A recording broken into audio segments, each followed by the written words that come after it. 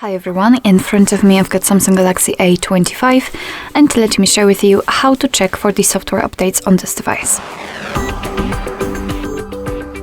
So let's start with finding and opening the settings, and here all we have to do is to scroll down and find the software update.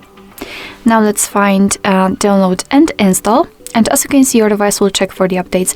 Be aware that you need to have the internet connection. You can use Wi-Fi or mobile data, so your device will have a chance to search for new updates.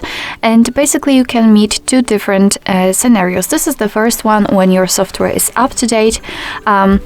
So you really cannot download anything. And the second scenario is when your device will find an update. Of course, it will show you the information about it, so what has been fixed, what has been added, and then you will be able to simply tap on download or install, and your device will apply it to the system.